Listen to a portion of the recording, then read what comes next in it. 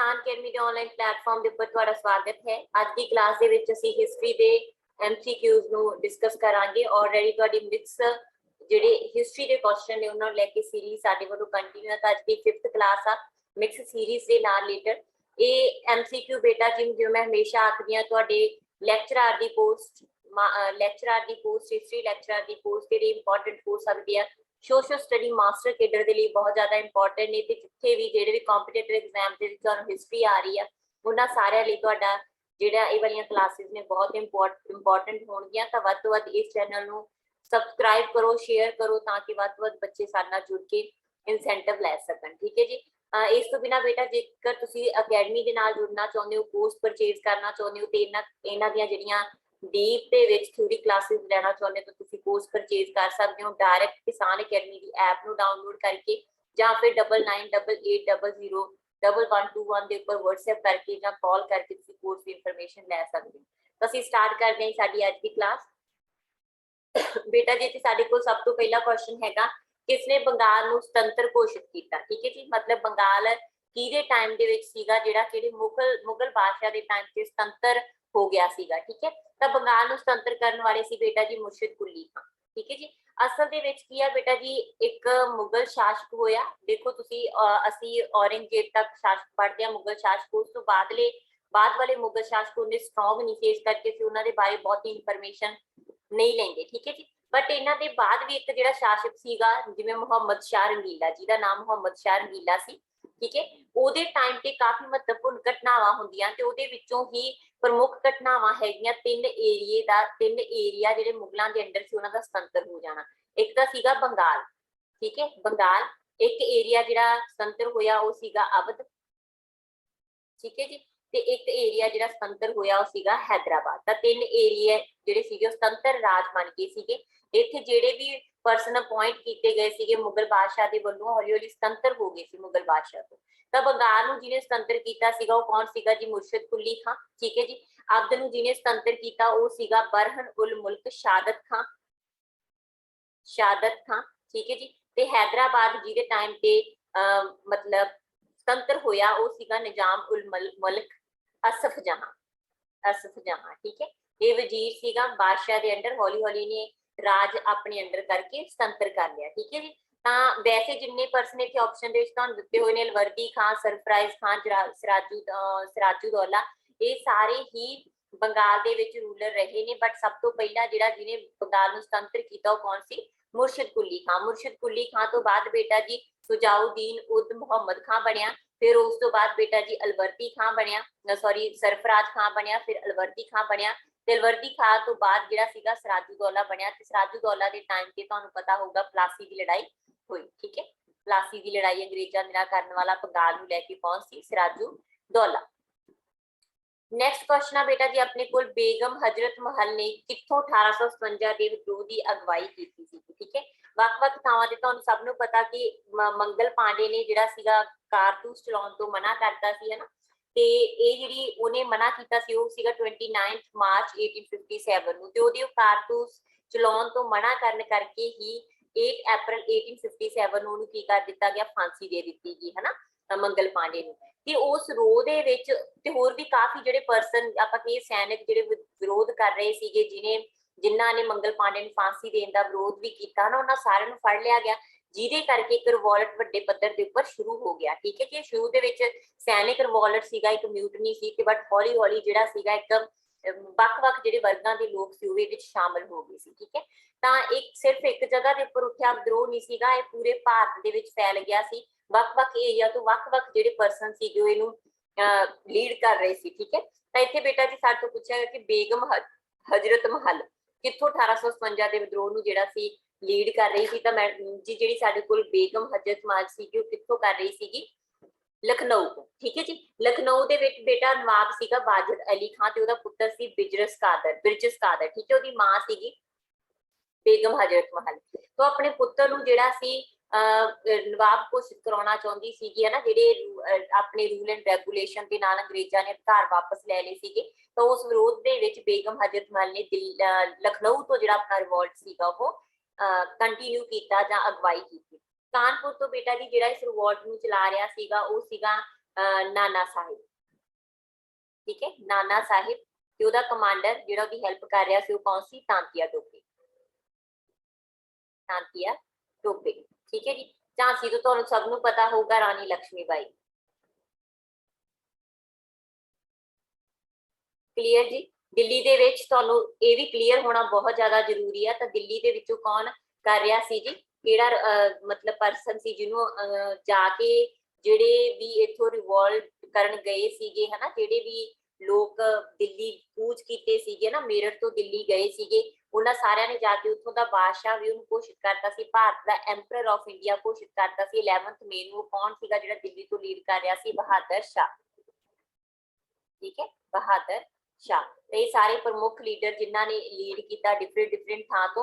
इस तो बिना बेटा जी थोड़ा जिहा जे पुछ भी लैन, होर भी कई बार पुछ लिया जाता, तो बिहार दे विच बिहार दा जिमीदार सीगा कुंवर सिंह, ठीक है, इन्हां ने रिवोल्ट नूं कंटिन्यू किया, अगवाई की, ठीक है जी। ते बखत खां भी सी जिहड़े बरेली दा सिपाही, उहने भी बरेली तो जिहड़ा सीगा रिवोल्ट कंटिन्यू किया, बट वो दिल्ली भी आया सीगा किन्हां दी हेल्प करन दे लई? बहादुर शाह दी हेल्प करन दे लई, ठीक है। तो मैं तुहाडे कोल क्वेश्चन की बेगम हजरत महल ने विद्रोह की अगवाई कितों की? तो लखनऊ। नेक्स्ट बेटा जी अपने कोल क्वेश्चन है, बक्सर की लड़ाई विच किहने अंग्रेजां दी वेट अंग्रेजी सेना की अगवाई की थी, ठीक है जी। पहला तो बेटा जी बक्सर की लड़ाई की डेट तुहाडे लई इंपॉर्टेंट होगी। तो बक्सर की लड़ाई हुंदी कदों है जी? 22 अक्टूबर 1764 दे विच, ठीक है। किन्ना किन्ना दे विचकार हुंदी है? एक पासे ब्रिटिश ने, ठीक है, ते दूजे पासे कौन? एक तां मुगल बादशाह हैगा, कौन सीगा साडे कोल उस टाइम ते? मुगल बादशाह जी शाह आलम दूजा, ठीक है, शाह आलम दूजा। एक उस टाइम ते अवध दा नवाब सीगा कौन जी? सुजा-उद-दौला, सुजा-उद-दौला, ठीक है। ते एक जिहड़ा फ्ली कीता सीगा बंगाल दे विचों कौन सी? मीर कासम, ठीक है, मीर कासम। ये सारे सीगे जिहड़े बंगाल दे वल्लों एक तरीके नाल बैटल कर रहे सीगे, ते जिहड़े ब्रिटिश जिहड़े सेना दे विच अगवाई कर रहा सीगा, सेनापति सी अंग्रेजी सेना दी प्रमुख अगवाई कर रहा सी, कौन सीगा? Hector Munro. हेक्टर मुनरो इत्थे क्यों क्या? क्योंकि बेटा जी पहली जिहड़ा युद्ध सीगा रॉबर्ट क्लाइव, बट उस टाइम ते रॉबर्ट क्लाइव सीगा जिहड़ा इंग्लैंड गया होया सी जदों बक्सर की लड़ाई हुंदी है, ठीक है। बक्सर की लड़ाई के टाइम ते जिहड़ा रॉबर्ट क्लाइव आ वो ब्रिटेन गया होण करके, इंग्लैंड गया होण करके जिहड़ा हेक्टर मुनरो सी उहने सेना दी अगवाई की थी, ठीक है जी। नेक्स्ट क्वेश्चन है बेटा जी अपने कोल, किस act they Rahi dual government नूं बंगाल दे विच खत्म किया गया सीगा? ड्यूल गवर्नमेंट नूं रेगुलेटिंग एक्ट 1772 1773 भी लिखा हुंदा है ना, तां इस एक्ट दे राही खत्म कर दिता गया सीगा, ठीक है।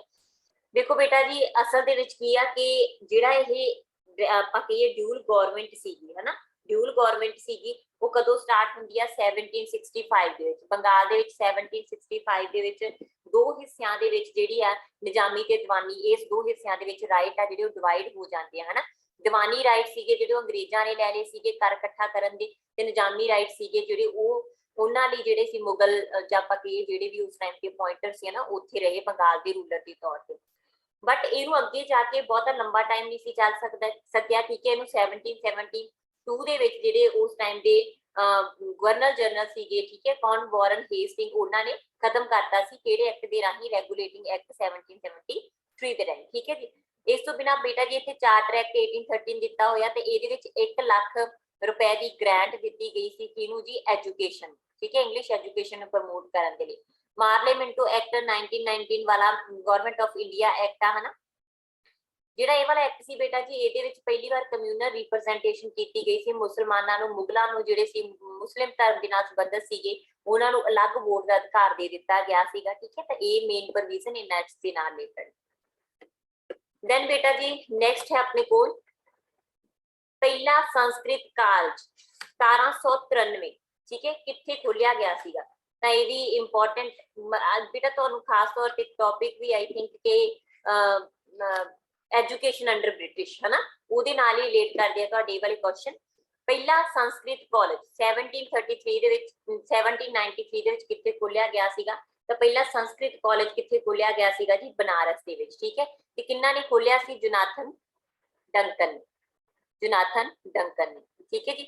बट इस तो पहला बेटा जी कलकत्ता दे विच ऑलरेडी एक कॉलेज खुल चुका सी जिन्हों कहते सी कलकत्ता मदरसा, कलकत्ता मदरसा। बट ये मुस्लिम धर्म के नाल संबंधित सीगा। 1781 ਦੇ ਵਿੱਚ ओपन ਹੋਇਆ ਸੀ ਤੇ ਇੱਥੇ अरबी फारसी मुस्लिम लॉ टीच ਕੀਤੇ ਜਾਂਦੇ ਸੀ, ਜਦੋਂ ਕਿ बनारस वाले ਦੇ ਵਿੱਚ हिंदू धर्म ਦੇ ਨਾਲ ਸੰਬੰਧਿਤ ਸੀਗਾ ਤੇ ਇੱਥੇ ਜਿਹੜਾ ਸੰਸਕ੍ਰਿਤ ਵਗੈਰਾ ਹੈ ਹਨਾ, ਸੰਸਕ੍ਰਿਤ ਜਾਂ ਜਿਹੜੇ ਭਾਰਤੀ ਸੀਗੇ ਹਨਾ ਵਿਸ਼ੇ ਸੀਗੇ ਉਹਨਾਂ ਨੂੰ ਟੀਚ ਕੀਤਾ ਜਾਂਦਾ ਸੀ। ਕਲੀਅਰ। ਨੈਕਸਟ ਕੁਐਸਚਨ ਹੈ ਬੇਟਾ ਜੀ ਆਪਣੇ ਕੋਲ ਕਿੱਥੇ 1857 ਦੇ ਵਿੱਚ ਯੂਨੀਵਰਸਿਟੀ ਸਥਾਪਿਤ ਕੀਤੀ ਗਈ ਸੀ।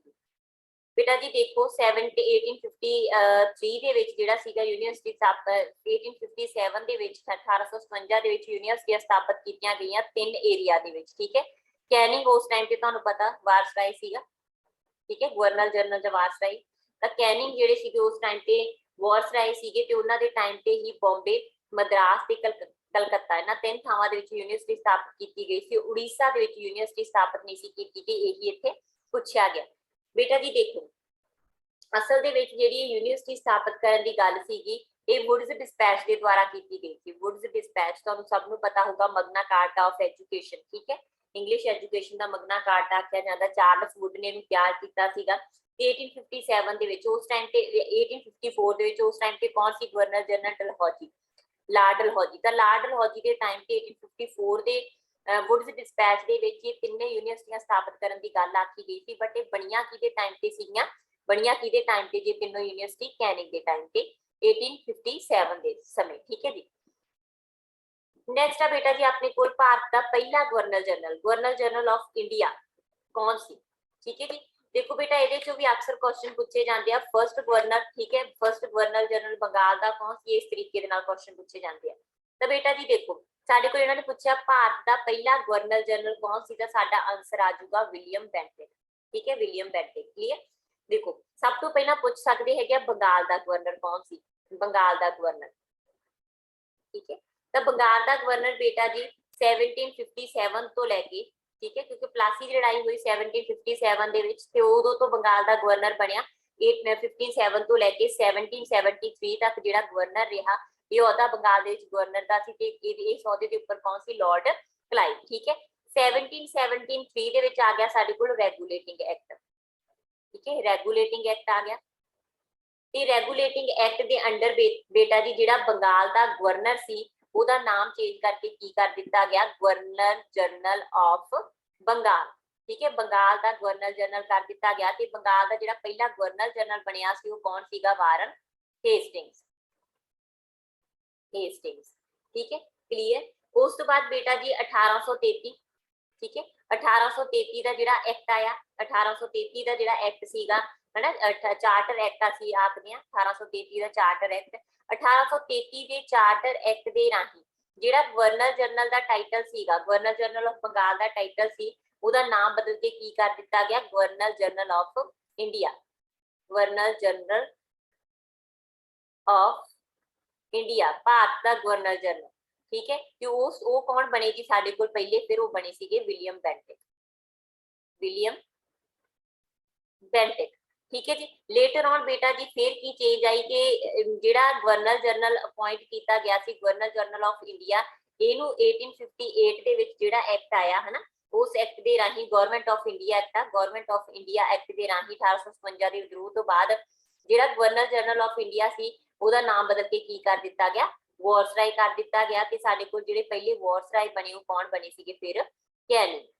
ਠੀਕ ਹੈ, ਪਹਿਲੇ ਵਾਰਸਰਾਏ ਕੌਣ ਬਣੇ, ਕੈਨਿੰਗ। ठीक है जी, ये मेन ध्यान दे विच रखियो। इस तो बिना बेटा जी कई बार क्वेश्चन पूछ लिया जाता आजाद भारत दा। ठीक है, फ्री इंडिया, फ्री इंडिया कदों होया, 15 अगस्त 1957। ठीक है, तो 15 अगस्त सॉरी 1947, 15 अगस्त 1947। कई बार बेटा मुंह चों ना गलत निकल जांदियां कोई डेट्स, तो टैली कर लिया करो। ठीक है, तो आजाद भारत यानी कि फ्रीड इंडिया 15 अगस्त 1947 ਨੂੰ ਸਾਡਾ ਦੇਸ਼ ਆਜ਼ਾਦ ਹੋਇਆ ਤੇ ਆਜ਼ਾਦ ਹੋਣ ਤੋਂ ਬਾਅਦ ਜਿਹੜੇ ਭਾਰਤ ਦਾ ਪਹਿਲਾ ਫਸਟ ਗਵਰਨਰ ਜਨਰਲ ਬਣਿਆ ਸੀਗਾ ਉਹ ਕੌਣ ਸੀਗਾ ਜੀ, ਮਾਊਂਟ ਬੈਟਨ।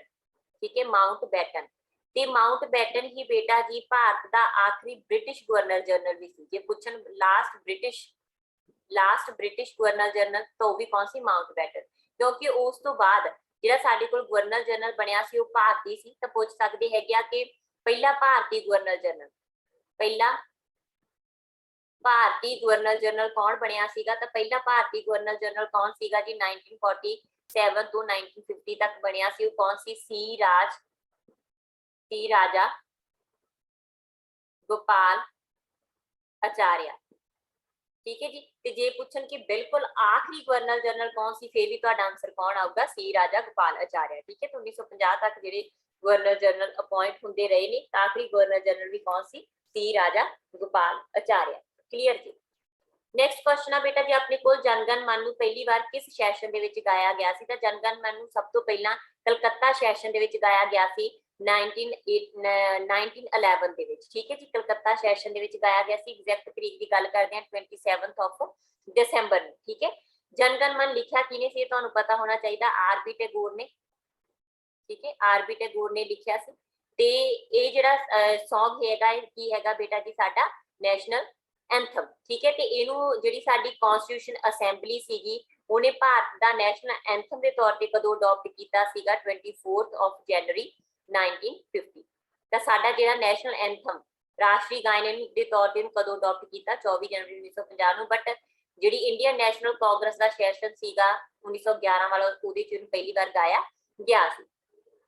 ਬਾਕੀ ਸੈਸ਼ਨਸ ਦੀ ਗੱਲ ਕਰਦੇ ਆ ਬੇਟਾ ਜੀ। ਜਿਹੜਾ ਬਨਾਰਸ ਸੈਸ਼ਨ ਸੀਗਾ 1905 ਦੇ ਵਿੱਚ ਹੋਇਆ, ਹਨਾ। 1905 ਦਾ ਬਨਾਰਸ ਸੈਸ਼ਨ ਸੀ ਤੇ ਇਹਦੀ ਪ੍ਰਧਾਨਗੀ ਕਿਹਨੇ ਕੀਤੀ ਸੀ? ਗੋਪਾਲ ਕ੍ਰਿਸ਼ਨ ਗੋਖਲੇ ਨੇ। ਠੀਕ ਹੈ। ਗੋਪਾਲ ਕ੍ਰਿਸ਼ਨ ਗੋਖਲੇ ਨੇ ਦੀ ਪ੍ਰਧਾਨਗੀ ਕੀਤੀ ਸੀਗੀ। ਤੇ ਇੱਥੇ ਜਿਹੜਾ ਸੀ ਬੇਟਾ ਜੀ, ਇਸੇ ਦੇ ਰਾਹੀਂ ਬਨਾਰਸ ਸੈਸ਼ਨ ਦੇ ਰਾਹੀਂ ਹੀ ਸਵਦੇਸ਼ੀ ਤੇ ਬਾਈਕਾਟ ਅੰਦੋਲਨ ਵੀ ਸ਼ੁਰੂ ਕੀਤਾ ਗਿਆ ਸੀ।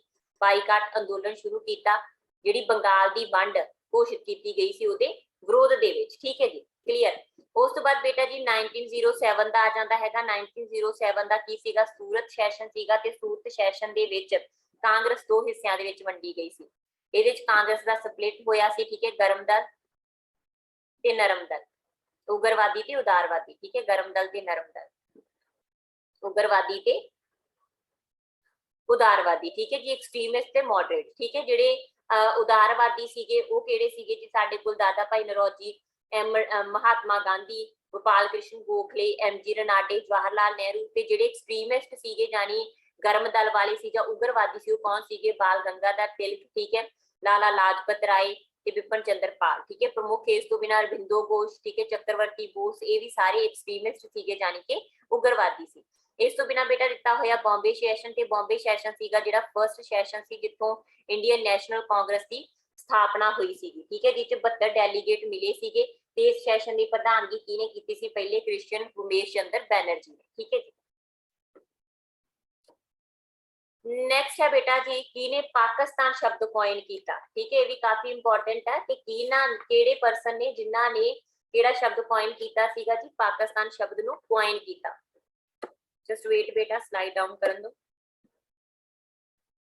ਹਾਂਜੀ। ਕਿਹਨੇ ਪਾਕਿਸਤਾਨ ਸ਼ਬਦ ਦਿੱਤਾ ਜਾਂ ਕੋਇਨ ਕੀਤਾ? ਠੀਕ ਹੈ। ਤੇ ਕੋਇਨ ਲਿਖ ਲਓ, ਕੋਇਨ ਕੀਤਾ।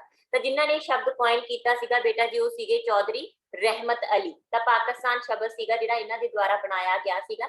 ਜਿਹੜੇ ਮੁਹੰਮਦ ਅਲੀ ਜਿਨਾਹ ਨੇ ਬੇਟਾ, ਉਹਨਾਂ ਨੇ ਟੂ ਨੇਸ਼ਨ ਥਿਊਰੀ ਦਿੱਤੀ ਸੀ ਕਿ ਭਾਰਤ ਤੇ ਪਾਕਿਸਤਾਨ ਅਲੱਗ-ਅਲੱਗ ਹੋਣੇ ਚਾਹੀਦੇ ਨੇ। Two nation theory Muhammad Ali Jinnah ਨੇ ਦਿੱਤੀ। ਮੁਹੰਮਦ ਅਕਬਾਰ ਜਿਹੜੇ ਹੈਗੇ ਨੇ ਬੇਟਾ, ਉਹਨਾਂ ਨੇ ਖਾਸ ਤੌਰ ਤੇ ਇਹ ਕਿਹਾ ਸੀਗਾ ਕਿ ਜਿਹੜਾ ਵੈਸਟ ਵਾਲਾ ਏਰੀਆ ਹੈਗਾ, ਨਾਰਥ ਵੈਸਟ ਵਾਲਾ ਏਰੀਆ ਹੈਗਾ, ਹਨਾ, ਉਹ ਰਾਖਵਾਂ ਕਰ ਦੇਣਾ ਚਾਹੀਦਾ ਹੈਗਾ ਮੁਸਲਮਾਨਾਂ ਦੇ ਲਈ।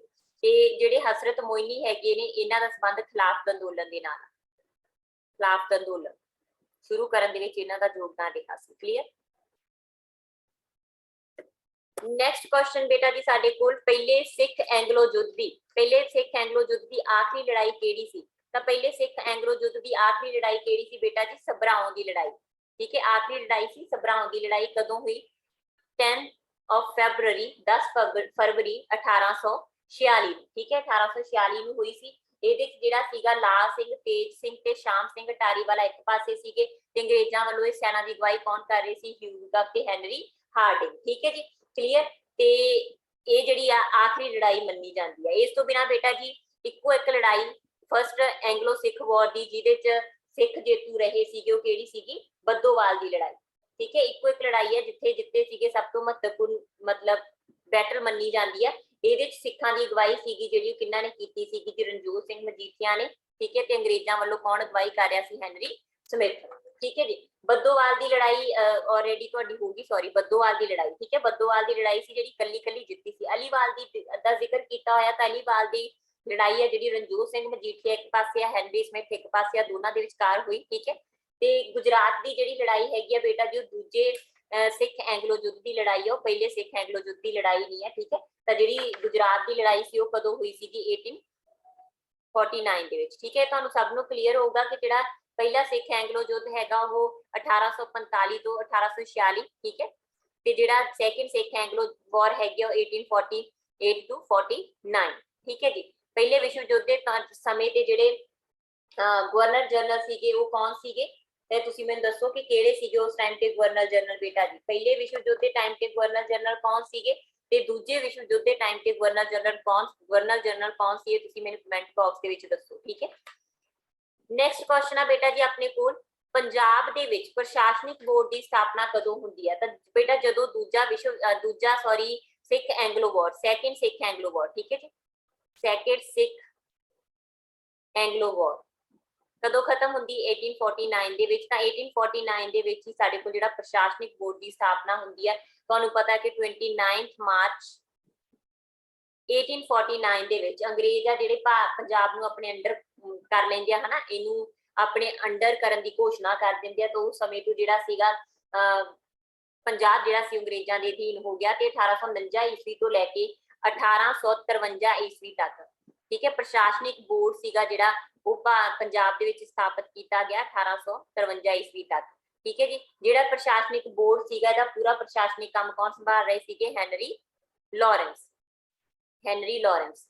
ਬਟ ਇਹਦੇ ਨਾਲ ਪ੍ਰਸ਼ਾਸਨਿਕ ਬੋਰਡ ਦੇ ਵਿੱਚ ਹੋਰ ਵੀ ਡਿਪਾਰਟਮੈਂਟ ਸੀਗੇ, ਜਿਵੇਂ ਆਪਾਂ ਕਹਿ ਦਈਏ ਨਿਆਂ ਡਿਪਾਰਟਮੈਂਟ ਸੀਗਾ, ਤਾਂ ਨਿਆਂ ਪ੍ਰਬੰਧ ਦਾ ਡਿਪਾਰਟਮੈਂਟ ਕਿਹਦੇ ਕੋਲ ਸੀਗਾ? ਚਾਰਲਸ ਮੇਸਨ ਦੇ ਕੋਲ, ਠੀਕ ਹੈ, ਚਾਰਲਸ ਮੈਨਸਨ, ਠੀਕ ਹੈ ਜੀ। ਤੇ ਇੱਕ ਜਿਹੜਾ ਇੱਥੇ ਪ੍ਰਬੰਧ ਸੀਗਾ ਉਹ ਸੀਗਾ ਲੈਂਡ ਰੈਵਨਿਊ ਦਾ, ਭੂਮੀ ਦਾ, ਠੀਕ ਹੈ। ਉਸ ਪ੍ਰਬੰਧ ਕੌਣ ਸੰਭਾਲ ਰਹੇ ਸੀ? ਜੌਨ ਲਾਰੈਂਸ, ਠੀਕ ਹੈ।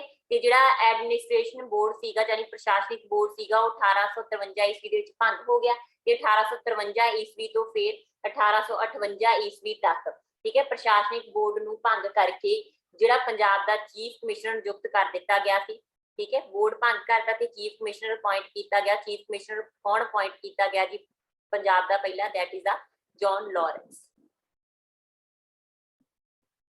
ਨੈਕਸਟ ਕੁਐਸਚਨ बेटा जी, ਭੈਰੋਵਾਲ ਦੀ ਸੰਧੀ ਕਦੋਂ ਹੁੰਦੀ ਹੈ? ਠੀਕ ਹੈ, ਤਾਂ ਭੈਰੋਵਾਲ ਦੀ ਸੰਧੀ ਕਦੋਂ ਹੁੰਦੀ ਹੈ ਇਹ ਵੀ ਇੰਪੋਰਟੈਂਟ ਹੈ बेटा जी। ਦੇਖੋ ਪਹਿਲੀ ਗੱਲ ਤਾਂ ਭੈਰੋਵਾਲ ਦੀ ਸੰਧੀ ਨਤੀਜਾ ਕਿਹੜੇ ਯੁੱਧ ਦਾ ਸੀਗਾ? ਫਰਸਟ ਸਿੱਖ ਐਂਗਲੋ ਵਾਰ ਦਾ, ਫਰਸਟ ਸਿੱਖ ਐਂਗਲੋ ਵਾਰ। ਤਾਂ ਸੰਧੀ ਕਦੋਂ ਹੁੰਦੀ ਹੈ बेटा जी? 16 ਦਸੰਬਰ 1846, ਠੀਕ ਹੈ। ਸੰਧੀ ਭੈਰੋਵਾਲ ਦੀ ਕਦੋਂ ਹੁੰਦੀ ਹੈ? 16 ਦਸੰਬਰ 1846 ਨੂੰ, ਠੀਕ ਹੈ ਜੀ। ਇਸ ਸੰਧੀ ਦੇ ਵਿੱਚ ਕਿਉਂਕਿ बेटा 15 ਦਸੰਬਰ ਨੂੰ ਇੱਕ ਖਾਸ ਸਭਾ ਬੁਲਾਈ ਜਾਂਦੀ ਹੈ ਤੇ ਉਹਦੇ ਚ ਇਹਦੀਆਂ ਕੀ ਨੀਤੀਆਂ ਹੋਣਗੀਆਂ ਸਾਰੀਆਂ ਅਡਾਪਟ ਕੀਤੀਆਂ ਜਾਂਦੀਆਂ, ਠੀਕ ਹੈ ਜੀ। ਇਹਦੇ ਚ बेटा ਇਹ ਘੋਸ਼ਿਤ ਕੀਤਾ ਗਿਆ ਕਿ ਇਸ ਸੰਧੀ ਦੇ ਰਾਹੀਂ, ਇਹ ਸੰਧੀ ਦੇ ਉੱਪਰ ਧਿਆਨ ਦੇ ਵਿੱਚ ਰੱਖਿਓ, ਮਹਾਰਾਣੀ ਜਿੰਦਾਂ ਨੂੰ ਛੱਡ ਕੇ ਬਾਕੀ ਸਾਰਿਆਂ ਨੇ ਸਾਈਨ ਕੀਤੇ ਸੀ। ਇਹਦੇ ਚ ਇਹ ਆਖਿਆ ਗਿਆ ਸੀਗਾ ਕਿ ਜਿਹੜੀ ਲਾਹੌਰ ਦਰਬਾਰ ਦਾ ਸਾਰਾ ਪ੍ਰਬੰਧ ਹੈਗਾ ਉਹ 8 ਸਰਦਾਰਾਂ ਦੀ ਰੀਜੈਂਸੀ, ਠੀਕ ਹੈ, ਕਾਉਂਸਲ ਆਫ ਰੀਜੈਂਸੀ ਚਲਾਊਗੀ। ਕਾਉਂਸਲ ਆਫ ਰੀਜੈਂਸੀ ਜਿਹਦਾ ਪ੍ਰਧਾਨ ਕੌਣ ਹੋਊਗਾ, ਜਿਹਦਾ ਹੈਡ ਕੌਣ ਹੋਊਗਾ? ਇੱਕ ਬ੍ਰਿਟਿਸ਼ ਰੈਜ਼ੀਡੈਂਟ, ਠੀਕ ਹੈ, ਬ੍ਰਿਟਿਸ਼ ਰੈਜ਼ੀਡੈਂਟ ਹੋਊਗਾ। ਤੇ ਪਹਿਲਾ ਬ੍ਰਿਟਿਸ਼ ਰੈਜ਼ੀਡੈਂਟ ਕੌਣ ਬਣਾਇਆ ਗਿਆ ਸੀਗਾ 1846 ਈਸਵੀ ਦੇ ਵਿੱਚ? ਉਹ ਸੀਗਾ ਜੀ ਹੈਨਰੀ ਲਾਰੈਂਸ, ਠੀਕ ਹੈ ਜੀ, ਹੈਨਰੀ ਲਾਰੈਂਸ, ਠੀਕ ਹੈ। ਇਹਨੂੰ ਧਿਆਨ ਦੇ ਵਿੱਚ ਰੱਖਿਓ। ਦੈਨ बेटा जी ਇਹਦੇ ਚ ਇਹ ਆਖਿਆ ਗਿਆ ਕਿ ਲਾਹੌਰ ਦਰਬਾਰ ਦੇ ਵਿੱਚ ਅੰਗਰੇਜ਼ੀ ਸੈਨਾ ਰਹੂਗੀ ਤੇ ਉਹਦੀ ਜਿਹੜੀ ਤਨਖਾਹ ਹੈਗੀ ਉਹ ਕੌਣ ਦਊਗਾ ਜੀ? ਇਹਦੇ ਦੁਆਰਾ ਦਿੱਤੀ ਜਾਊਗੀ ਉਹ ਤਨਖਾਹ ਲਾਹੌਰ ਦਰਬਾਰ ਦੇ ਵੱਲੋਂ, ਠੀਕ ਹੈ। ਜਿੰਦ ਕੌਰ ਨੂੰ ਸੀਗੀ, ਮਹਾਰਾਣੀ ਜਿੰਦ ਕੌਰ ਨੂੰ ਰਾਜ ਤੋਂ ਅਲੱਗ ਕਰਤਾ ਤੇ ਉਹਨੂੰ 1 ਲੱਖ ਦਾ ਜਿਹੜਾ ਸੀਗਾ 1.5 ਲੱਖ ਪੈਨਸ਼ਨ ਫਿਕਸ ਕਰਕੇ, ਹੈ ਨਾ, 1 ਸਾਲ ਦੀ ਬਾਹਰ ਭੇਜ ਦਿੱਤਾ ਗਿਆ। ਬਾਅਦ ਦੇ ਵਿੱਚ ਇੱਥੋਂ ਉਹਨੂੰ ਸ਼ੇਖੂਪੁਰਾ ਭੇਜਤਾ ਤੇ ਫਿਰ ਲੇਟਰ ਆਉਣਾ ਜਿਹੜਾ ਦੇਸ਼ ਨਿਕਾਲਾ ਦੇਤਾ, ਹੈ ਨਾ। ਮਤਲਬ ਮਹਾਰਾਣੀ ਜਿੰਦਾਂ ਦੀ ਇਸ ਸੰਧੀ ਦੇ ਰਾਹੀਂ ਇੱਕ ਤਰੀਕੇ ਨਾਲ ਜਿਹੜਾ ਉਹਨਾਂ ਦੇ ਨਾਲ ਬੁਰਾ ਵਿਵਹਾਰ ਕੀਤਾ ਗਿਆ, ਠੀਕ ਹੈ ਜੀ, ਕਲੀਅਰ। ਤਾਂ ਇਹ ਕਾਫੀ ਜਿਹੜੇ ਮਹੱਤਵਪੂਰਨ ਫੈਸਲੇ ਜਾਂ ਆਪਾਂ ਕਹੀਏ ਇੱਕ ਤਰੀਕੇ ਦੇ ਡਿਸੀਜਨ ਸੀਗੇ ਜਿਹੜੇ ਭੈਰੋਵਾਲ ਦੀ ਸੰਧੀ ਦੇ ਰਾਹੀਂ ਲਏ ਗਏ ਸੀ। 9 ਦਸੰਬਰ ਮਾਰਚ 1846 ਨੂੰ ਪਹਿਲਾਂ ਲਾਹੌਰ ਦੀ ਪਹਿਲੀ ਸੰਧੀ ਹੋਈ ਸੀ ਤੇ ਫਿਰ 11 ਮਾਰਚ ਨੂੰ ਲਾਹੌਰ ਦੀ ਦੂਜੀ ਸੰਧੀ ਹੋਈ ਸੀ, ਠੀਕ ਹੈ ਜੀ। ਇਹ ਸਾਰੀਆਂ ਸੰਧੀਆਂ ਪਹਿਲੇ ਸਿੱਖ ਐਂਗਲੋ ਵਾਰ ਤੋਂ ਬਾਅਦ ਹੀ ਹੋਈਆਂ। ਦੈਨ बेटा जी ਨੈਕਸਟ ਹੈਗਾ ਆਪਣੇ ਕੋਲ ਰਣਜੀਤ ਸਿੰਘ ਤੋਂ ਬਾਅਦ ਲਾਹੌਰ ਦਰਬਾਰ ਦਾ ਸ਼ਾਸਕ ਕੌਣ ਬਣਿਆ ਸੀ? ਤਾਂ ਲਾਹੌਰ ਦਰਬਾਰ ਦਾ ਜਿਹੜਾ ਲਾਹੌਰ ਦਰਬਾਰ ਦਾ ਪੱਕੀ ਸਕਸੈਸਰ ਬਣਿਆ ਸੀ ਰਣਜੀਤ ਸਿੰਘ ਤੋਂ ਬਾਅਦ, ਜਿਹੜੇ ਸਕਸੈਸਰ ਬਣੇ ਸੀ ਉਹ ਕੌਣ ਸੀਗੇ? ਖੜਕ ਸਿੰਘ। ਠੀਕ ਹੈ, ਖੜਕ ਸਿੰਘ ਬਣੇ ਸੀ। ਖੜਕ ਸਿੰਘ ਤੋਂ ਬਾਅਦ ਫਿਰ ਨੌ ਨਿਹਾਲ ਬਣੇ ਸੀ। ਨੌ ਨਿਹਾਲ ਤੋਂ ਬਾਅਦ ਜਿਹੜਾ ਪ੍ਰਬੰਧ ਸੀਗਾ ਉਹ ਚਾਂਦ ਕੌਰ ਨੇ ਸੰਭਾਲਿਆ। ਚਾਂਦ ਕੌਰ ਤੋਂ ਬਾਅਦ ਫਿਰ ਸ਼ੇਰ ਸਿੰਘ। ਠੀਕ ਹੈ, ਤੇ ਸ਼ੇਰ ਸਿੰਘ ਤੋਂ ਬਾਅਦ ਫਿਰ ਅੰਤ ਦੇ ਵਿੱਚ ਦਲੀਪ ਸਿੰਘ। ਠੀਕ ਹੈ ਜੀ, ਕਲੀਅਰ। ਆਖਰੀ ਸੀਗੇ ਦਲੀਪ ਸਿੰਘ। ਨੈਕਸਟ ਕੁਐਸਚਨ ਆ ਬੇਟਾ ਜੀ ਆਪਣੇ ਕੋਲ ਗੋਆ। ਗੋਆ 1961 ਦੇ ਵਿੱਚ ਕਿਸ ਤੋਂ ਲੈ ਕੇ ਭਾਰਤ ਦੇ ਵਿੱਚ ਸ਼ਾਮਲ ਕੀਤਾ ਗਿਆ? ਤੁਹਾਨੂੰ ਪਤਾ ਹੋਊਗਾ ਕਿ ਗੋਆ ਜਿਹੜਾ ਸੀ ਬੇਟਾ ਜੀ ਉਹ ਪੁਰਤਗਾਲੀਆਂ ਦੇ ਅੰਡਰ ਸੀਗਾ। ਠੀਕ ਹੈ ਜੀ, ਤਾਂ ਪੁਰਤਗਾਲੀਆਂ ਦੇ ਅੰਡਰ ਹੋਰ ਵੀ ਕਾਫੀ ਏਰੀਆ ਸੀਗੇ, ਜਿਵੇਂ ਆਪਾਂ ਕਹਿ ਦਈਏ ਦਾਦਰਾ ਤੇ ਨਗਰ ਹਵੇਲੀ, ਬਟ ਇਹ ਪੁਰਤਗਾਲੀਆਂ ਨੇ 1954 ਈਸਵੀ ਦੇ ਵਿੱਚ ਛੱਡ ਕੇ ਤੇ ਉਦੋਂ ਭਾਰਤ ਦੇ ਵਿੱਚ ਸ਼ਾਮਲ ਕਰ ਲਏ ਗਏ। ਬਟ ਗੋਆ ਤੇ ਦਮਨ ਤੇ ਦਿਊ, ਠੀਕ ਹੈ, ਇਹ ਜਿਹੜੇ ਏਰੀਆ ਸੀਗੇ ਇਹ 1961 ਦੇ ਵਿੱਚ ਸ਼ਾਮਲ ਕੀਤੇ ਗਏ ਆ ਤੇ ਪੁਰਤਗਾਲੀਆਂ ਦੀਆਂ ਇਹ ਬਸਤੀਆਂ ਸੀ ਉਸ ਟਾਈਮ ਤੇ। ਠੀਕ ਹੈ, ਤਾਂ ਪੁਰਤਗਾਲੀਆਂ ਤੋਂ ਲੈ ਕੇ 1961 ਈਸਵੀ ਦੇ ਵਿੱਚ ਸ਼ਾਮਲ ਕੀਤੇ ਗਏ। ਫਰਾਂਸੀਆਂ ਤੋਂ ਜਿਹੜੇ ਏਰੀਏ ਲੈ ਕੇ 1954 ਈਸਵੀ ਦੇ ਵਿੱਚ ਭਾਰਤ ਦੇ ਵਿੱਚ ਸ਼ਾਮਲ ਕੀਤੇ ਗਏ ਸੀ ਉਹ ਸੀ ਪੌਂਡੀਚੇਰੀ, ਚੰਦਰਨਗਰ, ਮਾਹੇ, ਕਰਾਈਕਲ ਤੇ ਜਮਨ। ਠੀਕ ਹੈ ਜੀ, ਕਲੀਅਰ। ਦੈਨ ਬੇਟਾ ਜੀ ਆਪਣੇ ਕੋਲ ਕੁਐਸਚਨ ਹੈਗਾ 1946 ਦੀ ਅੰਤਰਿਮ ਸਰਕਾਰ ਦਾ ਮੁਖੀ ਕੌਣ ਸੀ? ਇਨ ਟਰਮ ਗਵਰਨਮੈਂਟ ਬਣੀ ਸੀ ਤੇ ਉਹਦਾ ਹੈਡ ਜਿਹੜਾ ਸੀਗਾ ਉਹ ਕੌਣ ਸੀ ਜੀ? ਜਵਾਹਰ ਲਾਲ ਨਹਿਰੂ। ਠੀਕ ਹੈ, ਜਵਾਹਰ ਲਾਲ ਨਹਿਰੂ। ਲਿਆਕਤ ਅਲੀ ਸੀਗੇ ਜਿਹੜੇ ਇਹਦੇ ਵਿੱਚ ਫਿਨਾਂਸ ਮਿਨਿਸਟਰ ਸੀ, ਇਨ ਟਰਮ ਗਵਰਨਮੈਂਟ ਦੇ ਵਿੱਚ ਫਿਨਾਂਸ ਮਿਨਿਸਟਰ। ਜਦੋਂ ਭਾਰਤ ਆਜ਼ਾਦ ਹੋ ਜਾਂਦਾ ਤਾਂ ਉਸ ਤੋਂ ਬਾਅਦ ਜਿਹੜੇ ਪਹਿਲੇ ਇੱਕ ਤਰੀਕੇ ਨਾਲ ਗ੍ਰਹਿ ਮੰਤਰੀ ਬਣਦੇ ਨੇ ਉਹ ਕੌਣ ਸੀਗੇ? ਹੋਮ ਮਿਨਿਸਟਰ ਵਲਭ ਭਾਈ ਪਟੇਲ। ਠੀਕ ਹੈ ਜੀ, ਇਹ ਸੀਗੀ ਸਾਡੀ ਅੱਜ ਦੀ ਕਲਾਸ। ਨੈਕਸਟ ਕਲਾਸ ਦੇ ਵਿੱਚ ਨਵੀਂ MCQ ਲੈ ਕੇ ਮਿਲਾਂਗੇ। Thank you so much.